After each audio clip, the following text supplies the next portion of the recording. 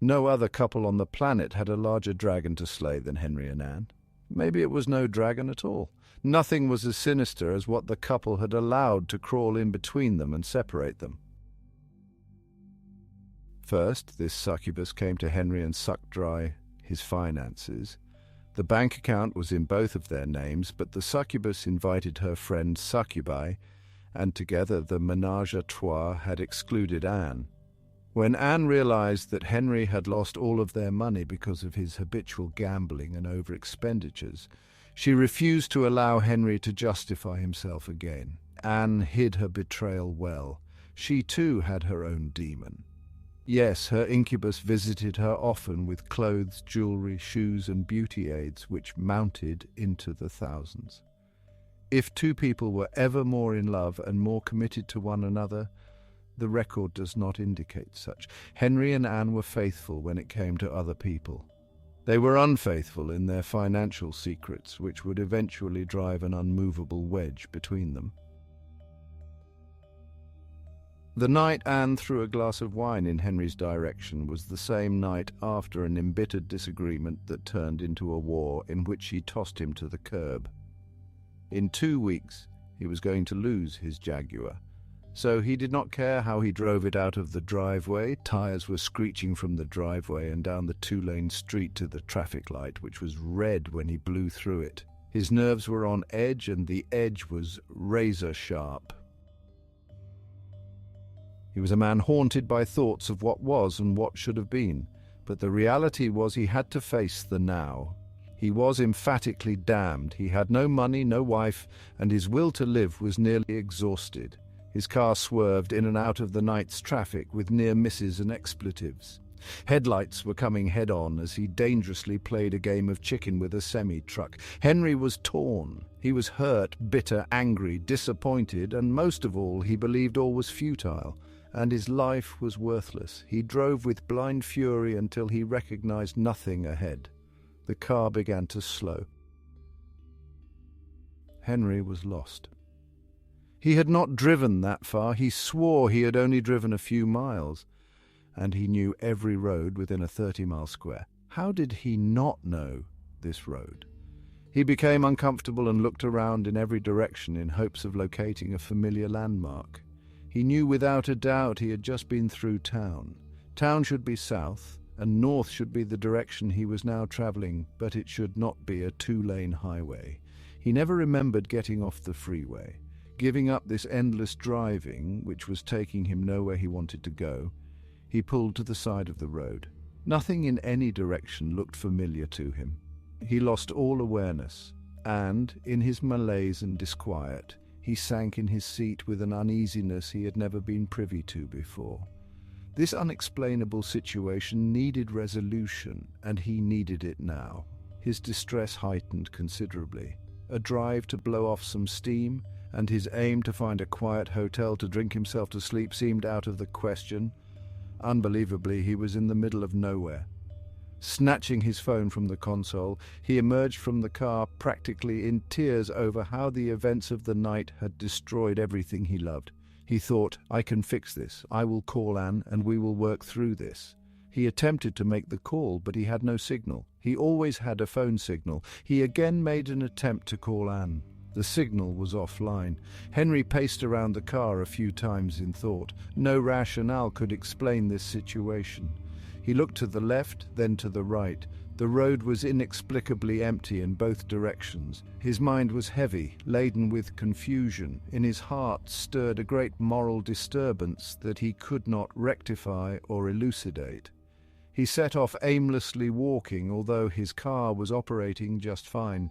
He was not making good decisions. The pressure was painful, penetrating as if someone was twisting his arteries together and cutting off his blood supply.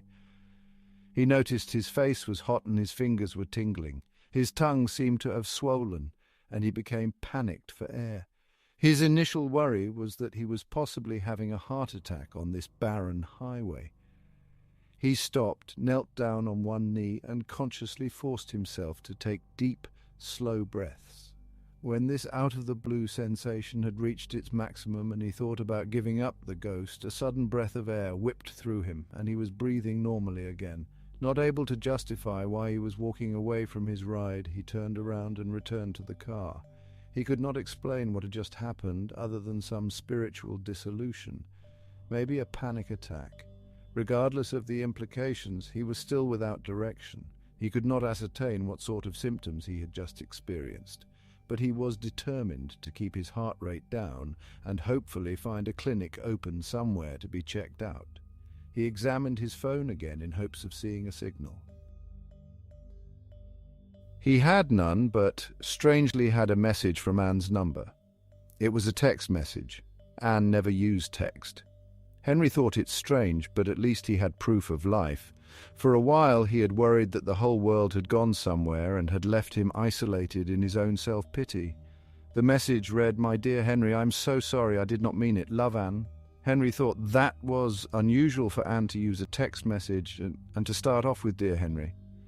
He was conflicted with the message. He convinced himself that possibly the phone was not in range, but somehow text messages were getting through. He pondered a bit on how to respond. They had been at one another's throats before she had ordered him to leave the house or have the police come. He texted back, "Can I come home?" While waiting for a response, he saw lights he had not noticed before. Remarkably, he knew where he was. How had he not known before? How could he have been so oblivious to his location? He knew exactly where he was. He did not like the feeling of being vulnerable. He thought it was unbecoming as a man. His phone lit up with a message. There was a reply from Anne's phone. "Yes, please come home. I miss you already."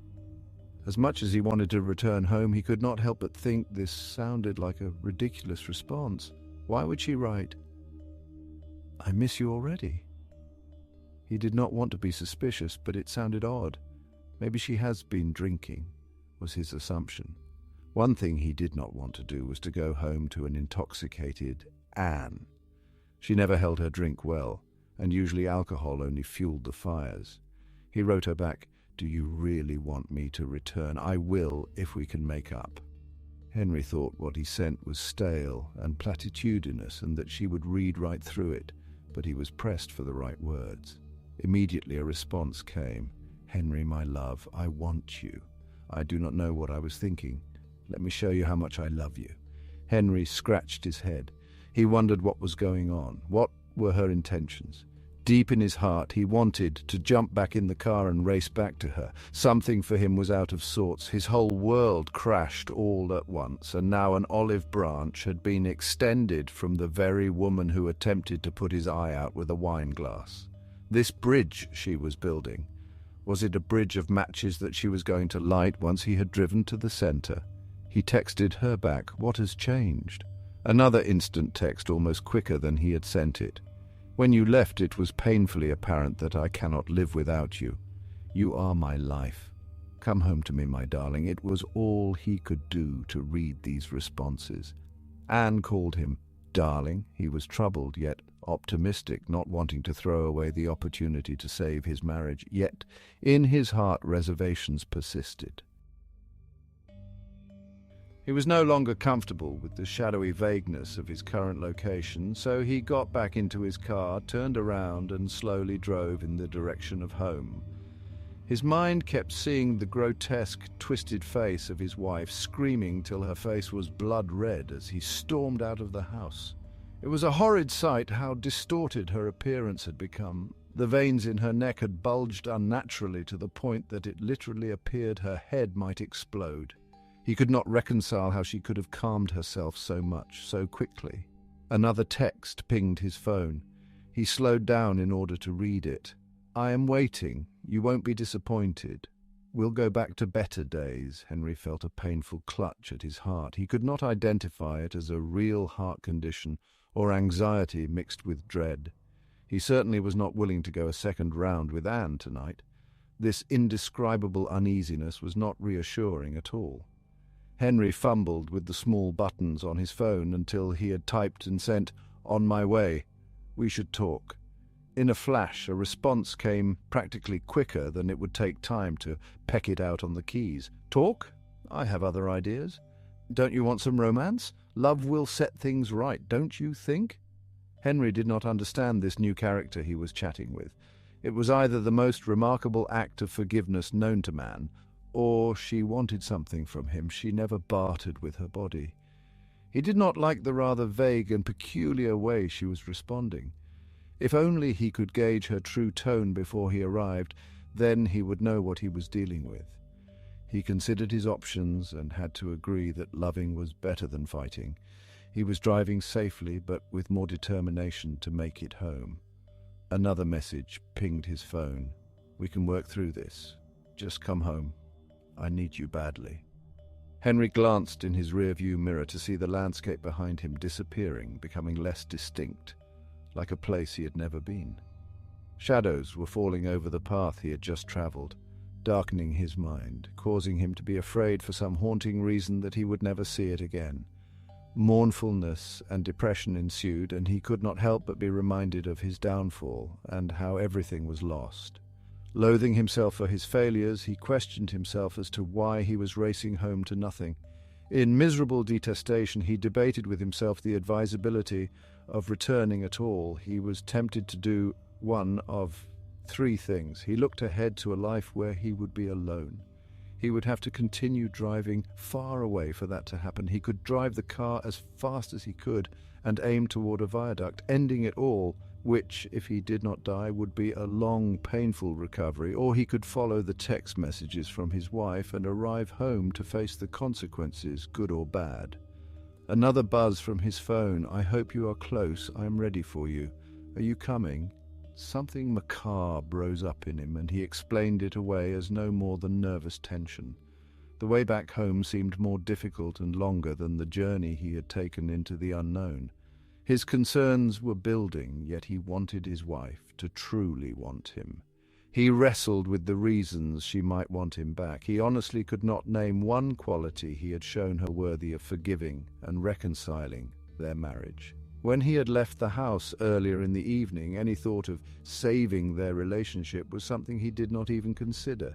He simply believed it was tragically over. As he approached their house, he garnered a sense of distinct relief. From his vantage point of sitting inside the car, he saw their bedroom light was on, but the light was dimmed.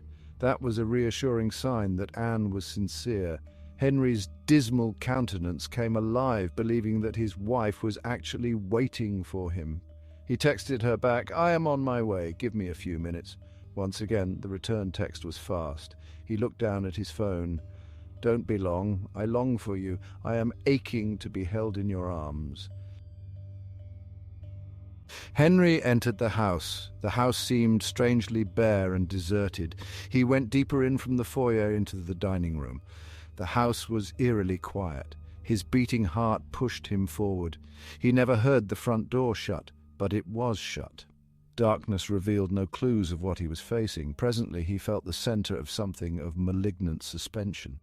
His blood tingled in a way that his veins burned. His phone pinged. "I'm upstairs, my lovely one. Come up and meet me. I will share paradise, and we can be one." Henry did not want to act quickly. If Anne truly wanted him, she could wait until he was ready. He was becoming neurotic and fought the sensation, desiring the companionship of his wife, yet not wanting awkwardness, which might lead to another physical altercation. Henry knew he would never endure another fight. He took another look at the odd text his wife had sent him this evening. It was so odd, very strange, that she would write in such a way after their earlier angry eruption. Their fitful shouts and angry words still cried out in his ears. He tried to oppress the past. The commotion still rang as if the controversy was still engaged. He froze, cautiously, listened and heard faint music from upstairs. Henry wanted to make things right. He wanted life with his wife to return to normal before all of this foolish turmoil began. Was their marriage able to be stimulated again? His hope was that it was. He texted his wife, "Anne, I am coming upstairs. I cannot wait to see you." He took his time climbing the stairs, waiting for one last text as an assurance that his wife actually wanted to reunite. This time, the response did not come back as quickly. As Henry reached the top of the staircase, heading toward the master bedroom, his phone pinged again. He took a few steps toward the bedroom before looking down at his phone. Anxiously, with a smile and growing optimism, his eyes flicked down to the message. The message read, "I am not Anne." If you enjoyed this chilling story, please like and subscribe.